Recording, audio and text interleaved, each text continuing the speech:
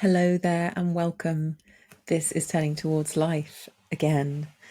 And this week we have a wonderful source called named by Justin as Intimacy by Norman Fisher. And as we were just agreeing how we would open today, I was thinking what an intimate thing is for you, for people, Justin, to be carrying us with them in their lives.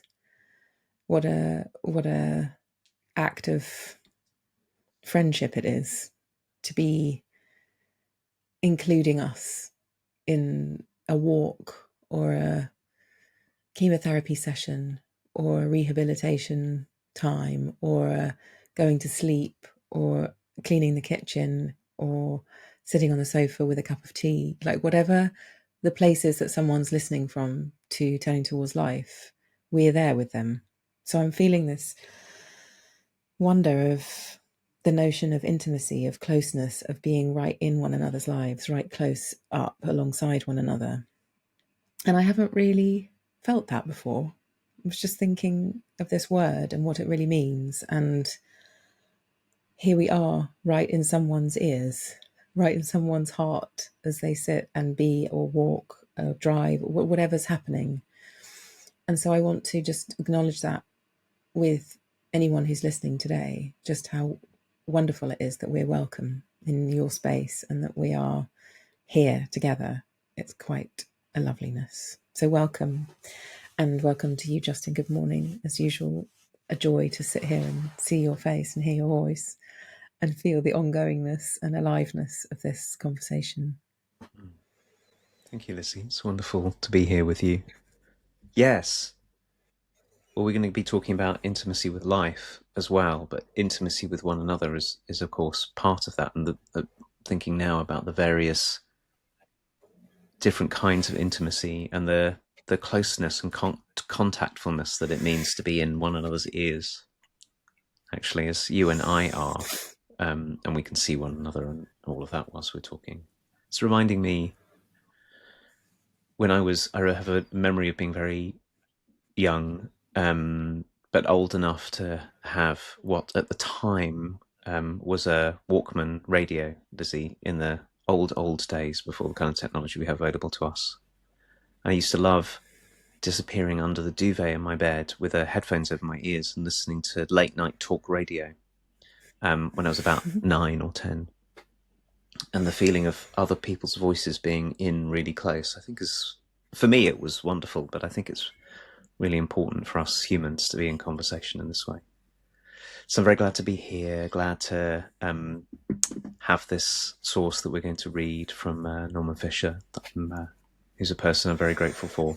I also just want to say hello to everyone who's here. And I've had, in the last week, I've had 2 very excellent Turning Towards Life conversations. So one was with a person called Jill, who I met on a program, who I want to say hello to Jill and thank you for coming over to me and saying that you know me and Lizzie because you've been listening for a long time and we'd never met and we can't trace exactly the connections between us. And I know that happens a lot with this conversation as it passes from person to person to person to person.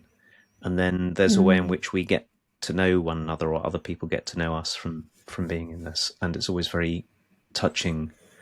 I had another conversation with someone who you and I both know, Lizzie, this week about listening whilst doing the hoovering, whilst vacuuming the house. And what both people said was, there's a way that this conversation very often lands. It's just the conversation that's needed at the time that it's needed. And I'm quite marveling at the twos and fro's of the world that have that be the case for that's what many people say to us. So thank you to all of you who are listening and receiving with the softness and welcome that this can land in your life in a way. It's not because we picked a topic for your life. It's because you listened in a way that allowed it to arrive right in the conditions of your life where they're called for. So naming people and saying thank you to them is also a way of saying thank you to all of you and saying, please be in touch. You can join our Facebook group, search for Turning Towards Life, or you can email us, hello or Lizzie or Justin at turningtowards.life. And you can come to our turningtowards.life website and support us if you wish. Lots of ways there.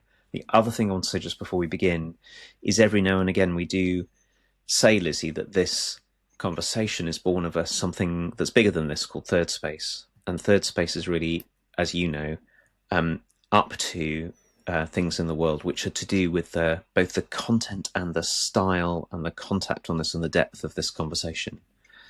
And we have an opportunity. We're putting this out towards the beginning of November 2024, and in the middle of January 2025, there's an opportunity if you wish to come and join us on our professional coaching course for one day as a guest coaching client. Our very excellent students will be halfway through their program, and it's a chance to come and experience the kind of coaching that we do and teach. So you can go to wearethirdspace.org and look at the events and find out about it there. We'd love to meet you there. And we have, Lizzie, had, as you know, people who found their way into that experience by listening to you and me on Turning Towards Life. So that's at wearethirdspace.org. It's in early January 2025. And you're really welcome to join us. You can join from anywhere in the world. And now, after all of that preamble, we can turn to the source for this week. So I think I might call this, Lizzie, when we put this up on the website and in the show notes, I think I might call it Intimacy with Life. And it's a short piece from a talk by Zoketsu Norman Fisher. So Norman is someone whose work we've brought one or two times before in this whole 7 and a bit years of conversation, and who I know has been an important teacher for people we know and for us as well. So we'll put the words for this on our website and in the show notes and in Facebook as well. So Intimacy with Life. In Zen, the word for intimacy is a synonym for awakening, is a synonym for awakening or enlightenment. And for me, intimacy is a much better word than these other words. Enlightenment, realization, or awakening seem to imply some special state of mind or spirit, some kind of transformative, mystical knowledge or experience that somehow will bring us beyond life's day-to-day problems to a more spiritual plane. The word intimacy is better. It sounds like we're getting closer, deeper, more loving with our experience, rather than somehow beyond it. Intimacy better expresses what enlightenment really feels like, I think.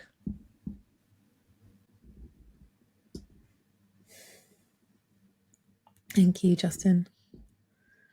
In Zen, the word for intimacy is a synonym for awakening or enlightenment. And for me, intimacy is a much better word than these other words. Enlightenment, realization, or awakening seem to imply some special state of mind or spirit, some kind of transformative, mystical knowledge or experience that somehow will bring us beyond life's day-to-day problems to a more spiritual plane. The word intimacy is better. It sounds like we're getting closer, deeper, more loving with our experience, rather than somehow beyond it. Intimacy better expresses what enlightenment really feels like, I think. I have been thinking about this a lot, Lizzie, for a long time, actually. And maybe the part that I want to get out of the way, for me anyway, quickest to say and get out of the way, because it's the least interesting part of it, but I think it's important, is this middle part where Norman says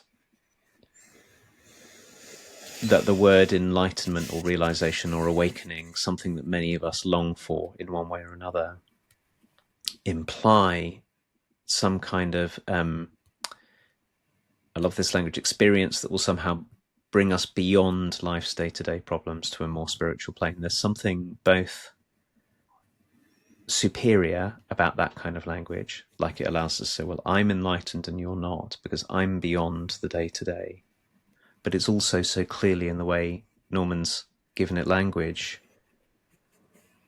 I think sometimes those of us who have longed for that or have looked around the world and gone, oh, there's an enlightened person or an awakened person or something, what we are very often longing for is a kind of escape from our lives. And we look around and we see people who've positioned themselves as somehow they've transcended the concerns of of day-to-day life, and then we compare ourselves with those person, or that's where we want to be.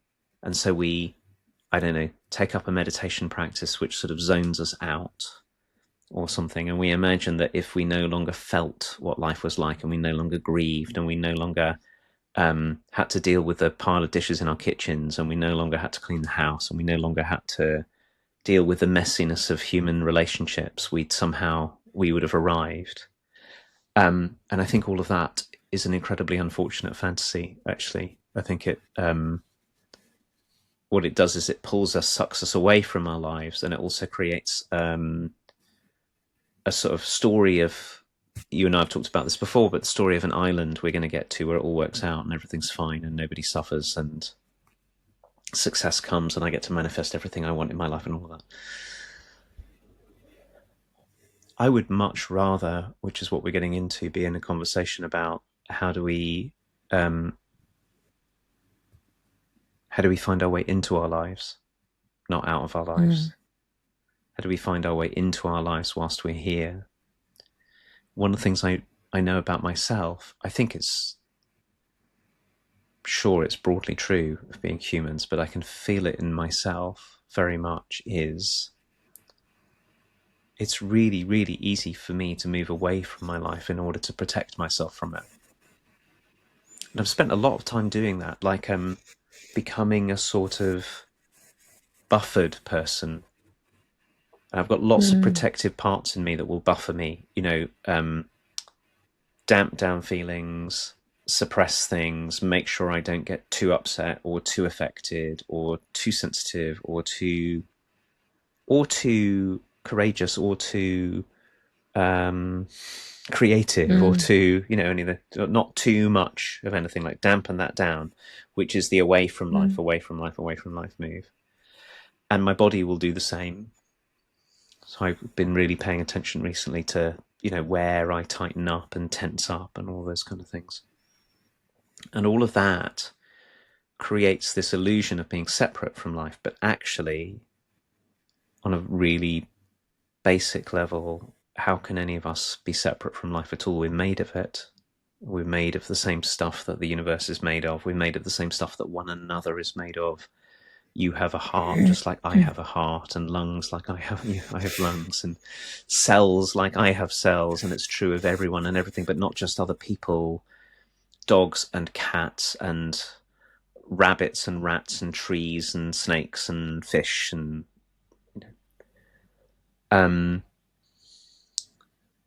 so it seems to me that the move that would really have us inhabit and be able to respond to this very brief life that we have is to get closer to it, not further away from it. And then that also, if we can make those moves, it starts to bring us into something more like the reciprocity with life, the bringing ourselves and being touched by life and bringing ourselves and being touched by life that life really calls for. If we're going to live whilst we're here in whatever conditions we're in, takes actually being in contact with life. And that's why I really love this word intimacy, because I think it runs so counter to the sort of habitual mode, which is protect from myself from life by withdrawing, like I might try to protect myself from a friendship or an intimate relationship or something with someone else. With all of its difficulty, I might try and withdraw and keep myself safe.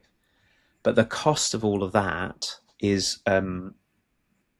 avoiding being in life whilst I've got this one chance to be in life. Avoiding being with you whilst I've got this one chance to be with you. You and I will never know with what will happen next after this conversation. Who knows when you and I will be together again, although we plan to be together again next week. Who knows? So I think that Norman here is talking about something which we long for, which really, really matters if we're going to inhabit our lives and also play our part in this vast unfolding something. And it's so, so tempting and seductive to go the other way and call that living. Oh my goodness. Well, What's coming to me, Justin, as you're speaking and feeling into Norman's invitation is a kind of, well, like so many of our sources, they feel like they have like a liberating essence to them. So for me to talk about intimacy in my life versus enlightenment, it's like enlightenment feels extremely far away from me and intimacy seems very possible. And I feel quite kind of, oh, well, if intimacy is the thing that is the synonym for awakening enlightenment, I don't feel so far away from enlightenment anymore. I definitely don't feel whatever my notions of enlightened might be. I don't feel like that. But I do feel awake and intimate with my life. And at this time in November 2024, I have two young children, and my life is a serious bundle of intimacy. I'm not touched for most of the day by another body. I'm in the thick of providing intimate care for two people who are growing and have lots of needs. And so in a way, I also want to honor all of those of us. Maybe some people listening are in the same place where we are intimate with life through other humans, being the fullness of our lives. We might be caring for someone. People might be dependent on us, whatever that looks like. And it's a really sometimes lonely place to be. And it really helps to hear things, to read things like this that kind of dignify that experience, because in our culture, in our world, we're mostly invisible. Most mothering is invisible to the wider world. There's not much validation that happens. I know that carers, it's the same. People are giving their whole world to other human beings without being noticed by the wider world in whatever other ways exist for people who do external, brilliant things that can be seen in the world. And I think that's where so much of humanity exists, is behind the scenes. And so this invitation from Norman, that intimacy really is where it's at, that we could be deepening and getting closer to our experience, and that is a really wonderful, what's the word, intention or aim of being a human being, or something that's really important to be as a human being, is this kind of intimacy. If our culture could kind of welcome that and put that on the list of top valued things going on in the world, how wonderful it would feel for those of us who feel invisible sometimes in our lives. But we know we're doing the most important jobs. We know we're doing like the nuts and bolts of life, providing the foundations of people's existence in a way, and really benefiting others. If we would have intimacy as our shared way of being valued in the world, how extraordinary that would be for everyone, and how much would it kind of dignify so many people's existence and day-to-day lives. So I'm feeling really grateful for Norman for inviting this way of seeing success in a way. A successful life could be an intimate life. And if we measured ourselves by intimacy and deepening and being intimate with our life's experience, whatever that is, what a different set of values we might all experience, and what we value would be different as well. It's immediately striking me, Lizzie, that the narratives of mothering for what Norman also calls enlightenment, which is really closer, deeper, more loving with our experience, compared to the narratives of, it struck me whilst you were talking that there's other words for enlightenment are really a kind of conquering. I'll conquer life, right? I'll get above life. I'll get myself out of, like, I'll transcend it, and then I'll be on top of it, and I'll be their conquering narratives. And perhaps we have those because there's so much kind of conquering narrative around. It's not really a mothering narrative, the way that you're describing. It's something else. And it might be a sort of masculine, feminine kind of orientations, although I think it's too simplistic to talk about it, because there's mothering everywhere and there's conquering everywhere in us. So it's really about where we put our attention. But for any of us who were fortunate enough to have experienced mothering or parenting of the order that you're describing, Lizzie, the bodily closeness and care, we've been able to experience it either as giver or receiver, or maybe an observer of it. One of the things that we can start to see, if we'll pay attention, is that there are practices that go with it that bring, if you're in that role, that bring you in contact with your babies, your little ones. And there are practices that don't, right? And we can, whilst you were talking, I was thinking about what was coming up in me, was thinking about, so what might our practices be for mothering and being mothered in our own lives by life itself, that way around, or the intimacy of it. So how do I get myself really close to my experience? How do I come at my experience, at what's happening, tenderly? How do I let myself be touched by it and touch it in return? How do I hold, given, I think I need to say that the thing that seems so important to me is that Norman says, getting closer, deeper, more loving with our experience. You might think that experience is like some tiny thing in our life, but actually the only thing we ever actually experience is our experience. So our relationship to, the only way we experience our life is through what we experience. So our relationship to our experience, both our giving and taking with it, is also how we are in our lives as a whole. They're not separate to one another. So what's touching me I've been taking up Lizzie again. It's been a feature of my life for a long time, on and off in various different ways, just a simple sitting meditation practice like the one that we teach on our PCC, on the professional coaching course. And I've been taking some time recently to see if I can sit with like intimately holding what's occurring, like a baby, like soft, like a baby, whatever it is, rather than pushing it away or trying to put it down or saying to it, you go and cry over there in the corner whilst I wait around and you'll get better and I'll come back again.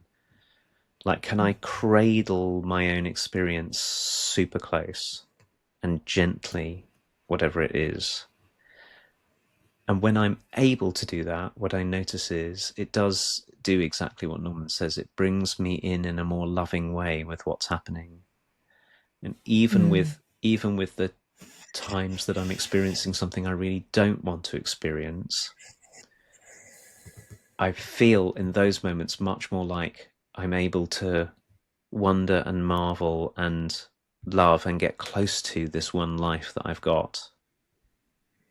And I also notice that I have other times when my whole orientation is so different to that. Absolutely, there are times when it's like having a screaming baby, and the last thing I want to do is to be close to the scream. Like I want my life to be far away from me. And usually when I do that, when my body goes that way, so it's the opposite of this kind of intimacy, what I notice is I get rigid and hardened and judgmental, and I tend to make decisions about my life and my relationships with other people that are inordinately unhelpful, because they come from an incredibly sort of reactive, defensive kind of place. So as much as anything else, this softening and mothering and loving and making intimate also seems to me to be a very practical way, when we can find our way to it, to actually engage with our lives with some kind of depth and wisdom and creativity and possibility, just like we would just like we know with the ones that we are most intimate with, that's what to do with them for them to have a chance to be in relationship with us.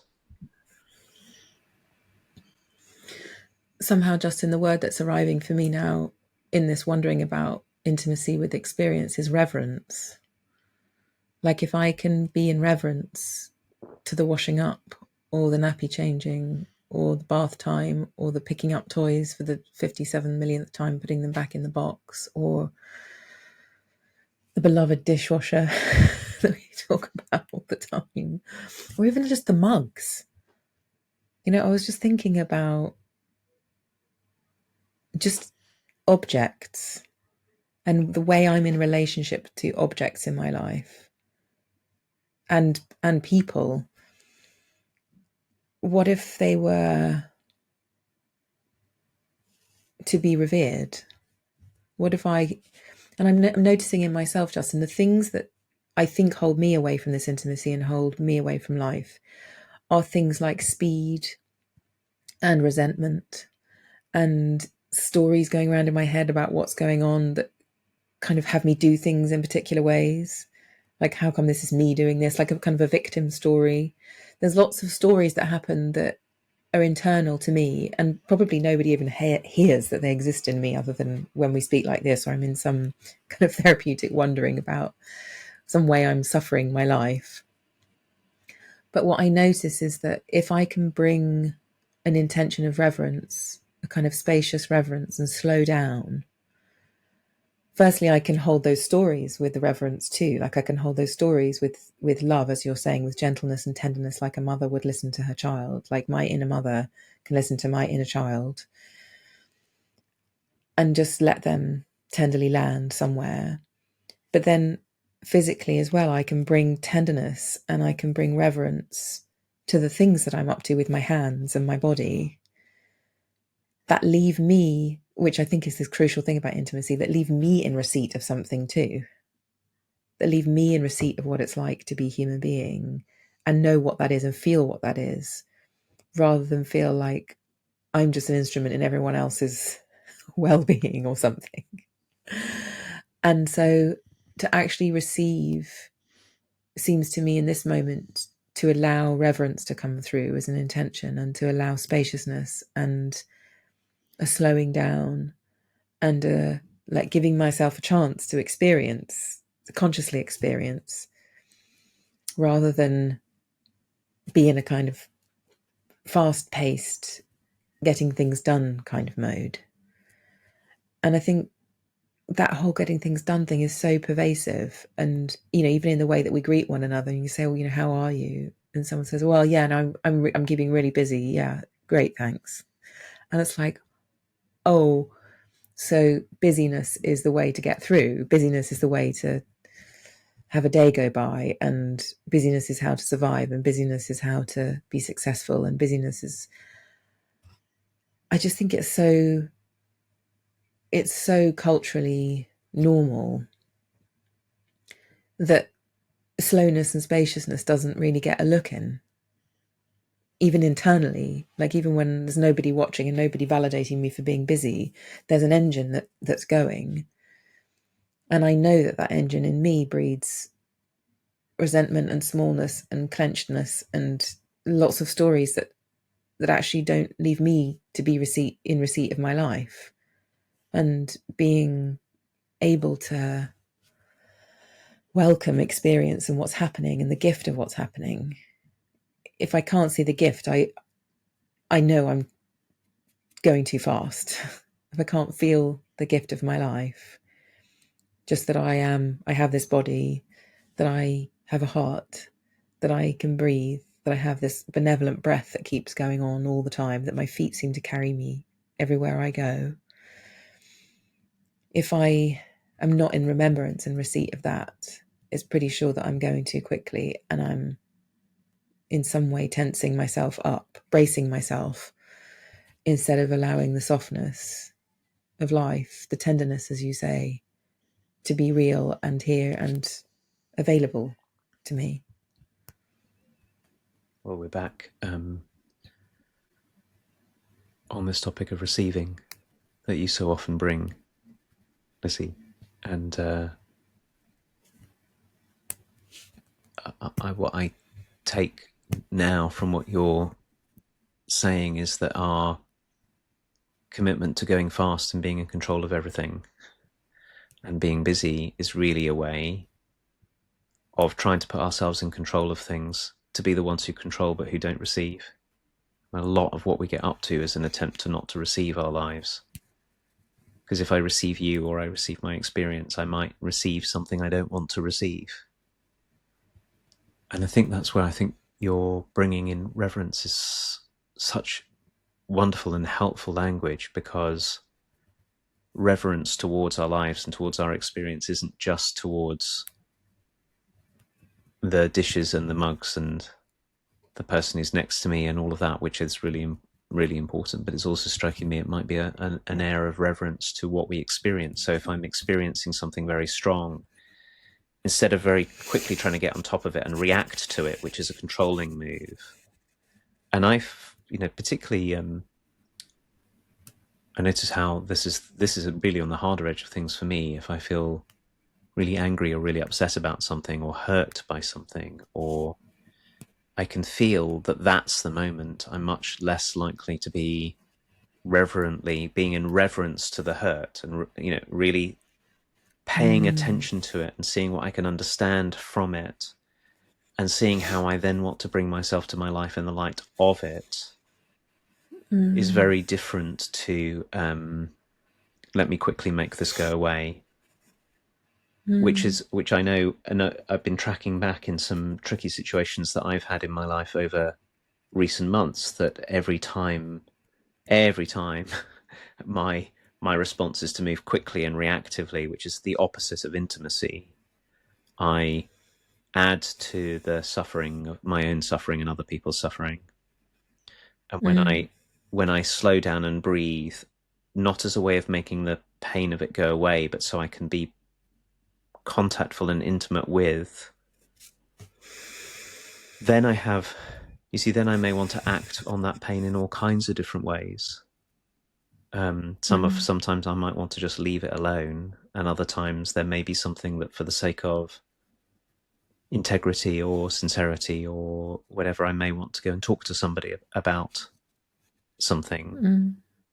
All of which really does take slowing down, and in a way not shocking myself and my life by lashing out into it. And so maybe what we're talking about here also in receiving and reverence is not just a way of having a fuller experience of our lives, which I think is important because we're only here once. Actually, I feel quite strongly about let's experience our lives fully because we're here. But it's also a way of taking care of our lives in a fuller way. And it might be something that it's really possible for each of us to practice, not as an idea, but I'm taking from this conversation, what is it to really practice getting closer, deeper, more loving with what's happening, even the parts of it that I don't like, that I don't want, which is not the same as accepting things as they are, but it's a different place to respond from, with reverence and receptivity. Yeah. I'm just thinking as a last thought, Justin, some wonderful people in my family are grieving at the moment, and I can notice in myself this move to have them not suffer anymore. Like, let's hurry up with the grief so that that you're okay again. And I'm feeling really moved by this word reverence, that I could be in reverence of the experience of grieving, of grief itself, and not want it to move at any other pace than the pace that it is moving. And I could tenderly hold that and let it be what it is for as long as it needs to be the experiencing that it is, and give it that reverential space that is allowing and welcoming, rather than, I'm so scared of you being hurt, I need you to stop feeling this quite quickly because this is too much for me that you're hurting so much. So I'm going to take that today and weave that through into my intentions. Yeah, me too. With grief and joy and love and fear and all of it. Lizzie, as always, thank you for being in this conversation in this way. 7 and something years in, it's still filled with intimacy and aliveness and reverence and joy and creativity, and I think this is where we need to stop. And we'll say goodbye and we'll see you next week. Bye-bye. Thanks, everyone. Bye, Justin.